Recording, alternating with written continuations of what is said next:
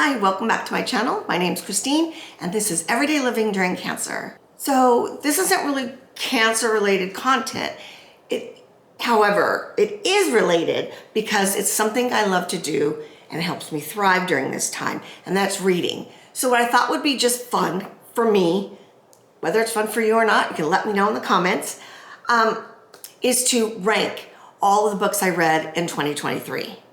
Now, Goodreads said that I read 51 books, although I could only find 45 books on Goodreads that I read, and they put some other books on there that I never read. So, I don't know, we're just gonna go with this, okay? If you like this kind of content, go ahead and subscribe or give it a thumbs up, and let's get into it. So I just wanna go through the rankings that I have. So the first one is, you gotta read this. That means it's probably anywhere from a 5 to a 6-star read, and you really got to read it because it's one of my favorites of the year. And Good would recommend. That one is between 4 and 5 star ish, maybe even in a 3.5 area. It's really good. I'd recommend it, but it's not like one of my top ones. And then Okay But Forgettable, yeah, it was a good read, palate cleanser, that kind of thing. You know, it was okay. And then you've got Meh, it was okay, kind of had to work my way through it. Almost to that DNF part, just depends. And then No, which is definitely either a DNF, which I don't know if I have any in here. Also, like, would not recommend. Don't even waste your time or your money. Okay, so let's get started. The first one I have here is A Very Secret Society of Irregular Witches. And I'm gonna put that with Okay But Forgettable. I know it's probably unfavorable. A lot of people loved it. I heard it on audio, and the audio wasn't that great. The voice of the male was like kind of cringy, and so it was hard to get into it. Took a while to get through it. The next one I have is Do Your Worst. This one was probably meh. It was okay. Palette cleanser. Not a lot of depth in characters. It was just okay. It was meh. Then I have The Naughty, the Nice, and the Nanny, and that one was no. It was a novella, and it was by an author that I had been wanting to read, which is Devney Perry. And I thought, oh, this is a good way to intro to her work. It's not a good way to intro to her work. I'm sure she writes better than this. These were just one of 3 novellas for Christmas, and I did not care for it. Too much insta-love and no character, nothing. I think that can be the problem with novellas sometimes. There just isn't enough time to get into the good stuff. Then I have The Plight Before Christmas, which I thought was really good. I thought it was good, and I would definitely recommend it. That was a cute story, second chance romance, and they're older, they're in their late 30s, so I thought it was really good. And then Dowry of Blood, gotta read this. Excellent book. There are some trigger warnings in the beginning, so you might want to check that out. To me, it was fine. It's like a letter or diary entries that one of, not Dracula, they don't call him Dracula, but a vampire's bride and her life with him over the centuries. Really beautiful writing, highly recommend. And then this is the little encore to it. An Encore of Roses, and it was just basically a little additional sex scene, a little bit of smut. That's what it was. So it was okay. It was meh. Didn't need to read it. I didn't know what I was reading until I got into it. I thought, oh, it's the after epilogue, you might say, to the series, to the book. Then we had King, which is a mafia romance. It's a little dark. There's one scene in there that I would say, yeah, that's dark, but I would recommend it. It was a good read. So you have to like mafia and a little bit of dark romance to enjoy that. Very much obsessed hero, and touch or you die, and yeah, people have died in this for that. So let's go on. We've got Dom, which is also part of that series. I would also highly recommend. Same vibe, same feeling. You get the mafia, obsessed, possessive, and a little bit of dark. And this one is To the Season for Revenge. This one was great too. I almost want to put it up. I did give it a 5 star. It was so good.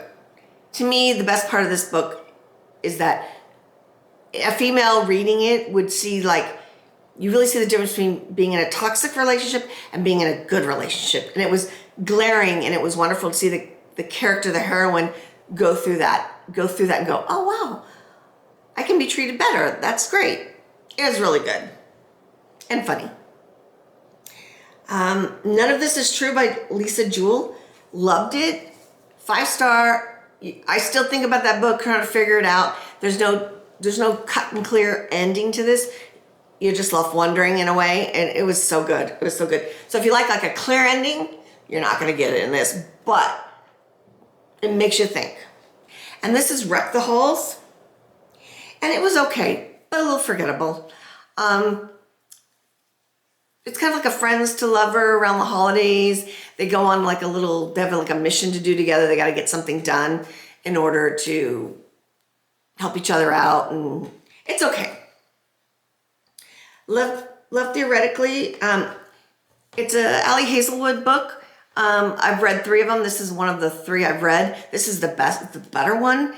It was better. It had better character development. The heroine wasn't as annoying and as immature as some of her other characters, so it was okay, but forgettable. And then Love at First Sight, totally no. This was a free Audible, and it was one of those Audibles, and I forget what they call it, but it had a character voice for a different voice or different actor for the male, the female, all the characters. It had all the sounds of doors opening and closing and things like that, like an old radio show. It was, I couldn't find the point. What was the point in this whole story? It didn't make sense to me at all. And this one is Morbidly Yours. And I'm going to give it okay, but forgettable. It was really cute. I do recommend it. It was okay. Well, where do I want to put it? Because I would recommend it. It was kind of cute. You had like a Grumpy Sunshine thing going. I'm going to put it up here. I'm going to move it to good and would recommend. Because if I'm telling you to read it, totally recommending it then. And this is Magical Midlife Alliance. This is part of a series by K.F. Breene. And it's about a woman in her 40s who gets divorced and kind of inherits a magical house with magical powers that she gets from the house. And the house is sentient. So great story, lots of action. Again, that urban fantasy that I love. And so I give that you got to try it out if you're into the urban fantasy. And it's nice to have characters that are a little older, a little more mature. Fourth Wing, I'm going to put, okay, but forgettable. Not a very popular opinion. However, it was a fast read. It was kind of a fun read. That's about it. I wouldn't move on to the next book. The characters were a little one note. The plot was okay. The plot was good. It did lag a little bit, but anyway, I give that an okay, but forgettable. And The 7-Year Slip, gotta read that. It's a romance, but it's not your traditional romance. So it's not a rom-com, but it's not serious tear-jerky either. It does have some magical realism in it. It's about a woman who inherits her aunt's apartment in New York, and she knows her aunt said that there's some kind of magical thing about it, but when she gets there, she realizes there's a man living there, but he's living 7 years before the current date when she's living. So it's really a sweet little love story, and there is a lot of growth with both characters, and you kind of see how when they met, they might have fell for each other, but it wasn't till later that they really had to grow some before they could be together. Don't want to give you too much, sorry. And then Magical Midlife Battle, also part of that series. Magical Midlife, again, highly recommend anything from that series. And then the Fortune Cookie, I'm going to say good and would recommend. It's a cozy novel, and it's about a young girl who works in her parents' Asian restaurant, and she manages it, and she kind of doesn't know what to do with her life, and she's found that she has a knack for solving mysteries. This is the only one I've read out of the series, and there's several books in this series, so I did enjoy this if you're into cozies. And then Powerless, I'm going to give it a meh. It's from Elsie Silver. It's very popular right now.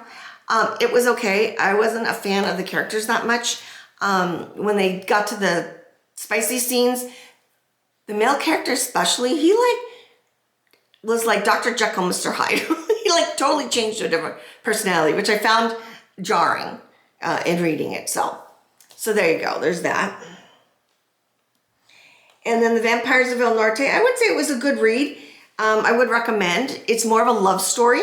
The vampire situation isn't, they're not like humanoid vampires. They're more like monster vampires. A few moments later. Okay, I'm back.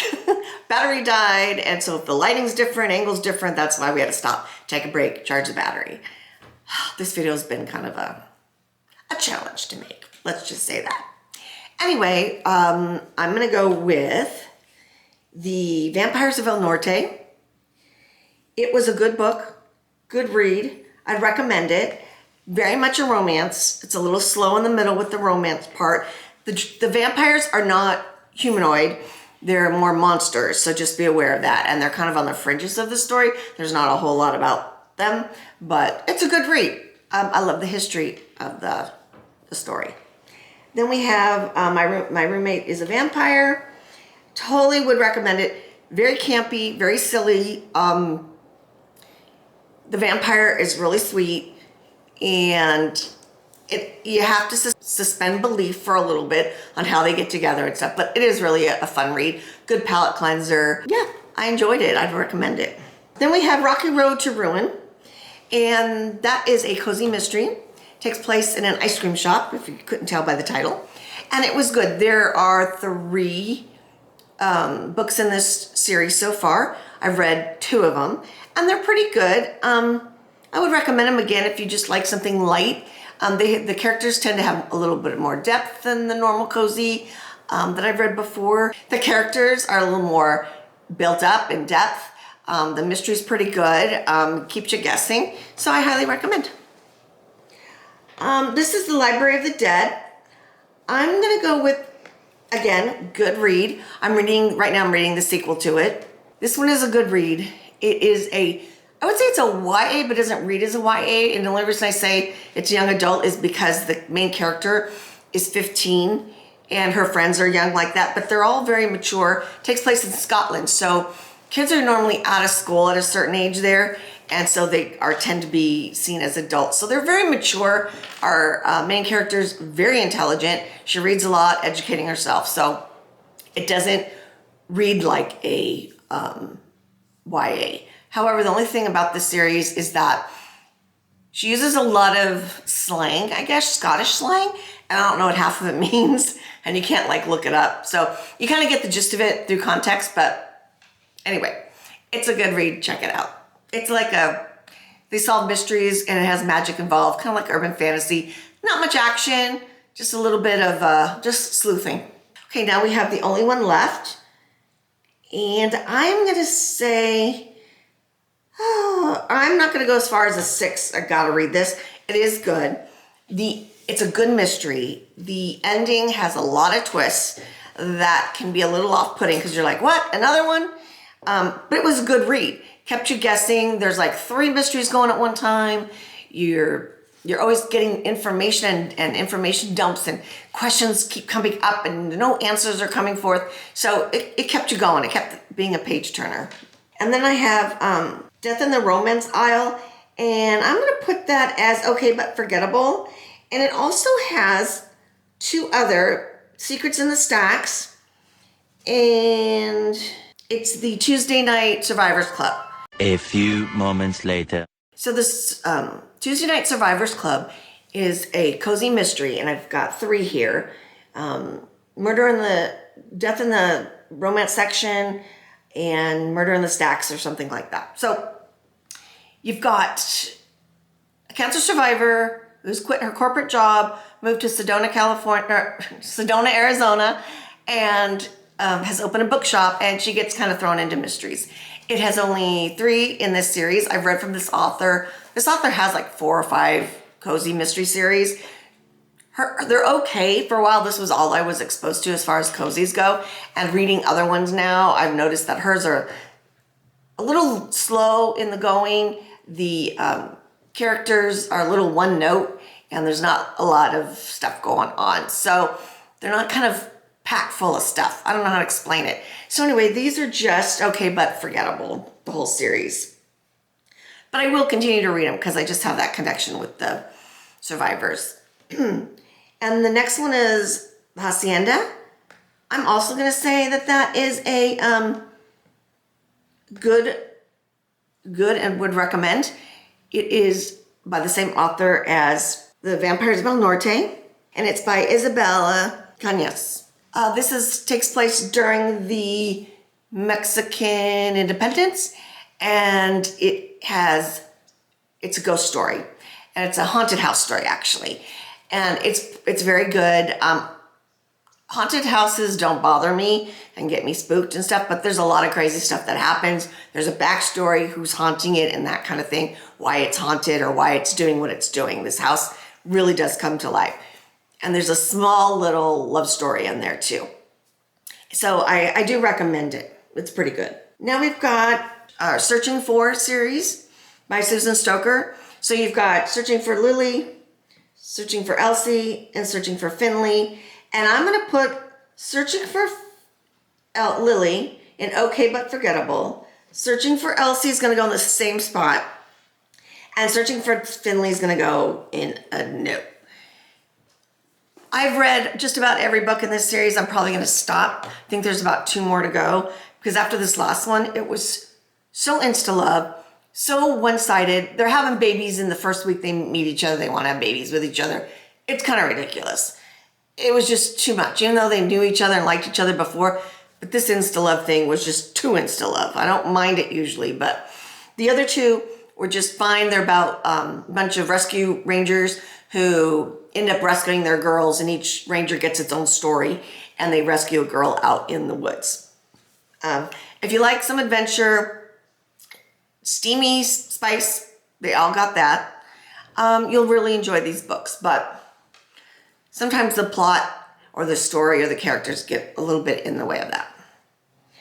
And then Go Hex Yourself. It was meh. It was okay. I didn't care for the characters at all. I didn't understand what the attraction was between the two, like besides physical attraction and just looking at each other naked at one point, getting a oopsie, I saw you naked kind of thing, or saw you doing something in private. And I didn't think it was much there to build on to have a real relationship. So I just put it at meh. It's about a girl that goes in and she becomes a familiar to a witch, and she doesn't believe in any of this. So they have to convince her that she is magical because she couldn't see the advertisement if she wasn't. And the nephew of this witch is a curse breaker. So, yep, that's what this is about. And it was just okay. I really wouldn't recommend it. Then we have Mexican Gothic, which I put up here, and you got to read this. Really good. It is also is a Gothic. It takes place in Mexico back in the 50s. So you get a lot of sexism, the way the main character has to behave as a lady and how she has to manipulate sometimes. It's not the main focus. It's just really good. It has a lot of different moving parts. It is how do I say this? It is truly a Gothic novel, I guess you could say. You get to the point where you're like, what's going on? And are these people even gonna get out? Like, are you stuck there for life? So, very good read. Highly recommend. Mixed Signals, I'm gonna give it an okay but forgettable. It's part of B.K. Borison's series, the Live Light Farm series. It's the last book in the series, and the whole series was okay. This one just got a little bit boring. Actually, it was probably one of the better ones that I kind of relate to, that was cuter, that I like the premise better, where 2 people who know each other in this small town, they have dating issues and they decide to date each other to see what's wrong with the other person, what they're doing wrong. So it was really a cute premise. They pulled it off pretty well, but again, it was okay. And then the Parisian Ghost is a no. This is a prequel to the series, and it was very much I don't even want to say YA, it was more like middle school. The writing was dumbed down. Even though they're college students, it's like it could feed kids history through this medium. And just not for grown-ups. It was just boring as heck. Could barely get through it. I think it was only 52 pages and I was just dying to get through it. I figured I gotta get another book on my list before the end of the year. And I thought I could finish this really quickly, but it was so bad. So, and again, it could be because I'm just old as I am. It didn't connect with me at all, but if you gave it to a middle grader, they would probably love it. It has ghosts in it. A girl can talk to ghosts and she kind of solves their problems, helps them out, so. And then we have the Charming series. And I'm gonna go with good, would recommend. So there's quite a few, I read the whole series. There's Charming, there's Daring, there's Legend. I'm not putting these in order. The Shining Armor, and then we've got Fearless. Yeah. Now, this is a great urban fantasy, lots of action. If you like werewolves, magical stuff, secret societies, politics, this all goes together hand in hand. I've read everything in this series. The author is no longer writing anymore. I don't know why. I can't find him anywhere online to find out what else he's writing. So it really is a good series. I do highly recommend if you're into that urban fantasy, plot-driven stories. Then we have Meet Your Baker. And I'm going to put that with, okay, but no, I'm going to put it up here. Good, will recommend. That is a cozy mystery about a gal that is a chef on a pastry chef on a cruise ship. She's married. She has an issue with her husband. They separate. She goes home to her hometown and she starts baking in the family bakery. And she starts solving mysteries. I've read only one of these mysteries. It was good. Everybody was fleshed out. Characters, the writing was good. The storyline was good. Plot just steady along, didn't drag anywhere. And so this author has several books out. And this town that this bakery is in is somewhere in Oregon. It's a real town. I can't remember the name of the town, but it's a real place and you can visit it. Then we have How to Sell a Haunted House. And I'm going to put that up there with, you got to read this. This is one of the kookiest. It's just a great story. It's very different for a thriller horror. It's really horror, but there's only one little body horror in there. Everything else is just kind of creepy. You've got like a haunted house, haunted dolls, brother and sister siblings that are at each other. You've got generational trauma, a teeny bit of religion and magic thrown in there. It's just a ride. It's just a ride. So I highly recommend it. It's fun. You'll enjoy it if that's your thing. And then A Court of Thorn and Roses. I'm going to put that up there with would read and recommend. Yes, I read that last year. I already read the second book to it this year, A Court of Mist and Fury. So it was a good story. I was told, it says it's YA. It does not read as YA. There's a lot of steamy scenes in it. There's a lot of, I think that would take it away from YA for sure. But anyway, it's a good story. It's a long book, but it's entertaining, good world building. The second book, you get even more world building. You get more characters. You kind of get an understanding of what's happening in the politics that's going on between all the different courts of the Fae and then of the human community too. So I recommend that one.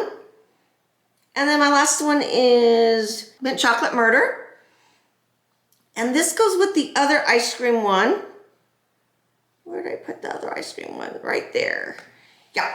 So this is the second ice cream one that I read, and it was good, like the first. This one I did guess what the ending was and who did it, but it was good. Again, nice story building, no dragging of the plot, and the pacing's good, and the character development. We get a few new characters. But basically you get the same old cast of characters, which is nice to see them in this kind of small community. So anyway, that is it. That is mostly all the books. I don't know. There might be some more over there I read, didn't find to pull up. It's been a long year. I enjoy the books. If you like this kind of content, I'd be happy to make it once in a while. Let me know if you want more information or a full review on any one of these books. Let me know. I'd be happy to do it. Again, this is just something I do to thrive. I'm not a booktubing channel, but I do enjoy that right now. So again, thank you for watching. Have a great day, and I'll see you in the next one. Bye.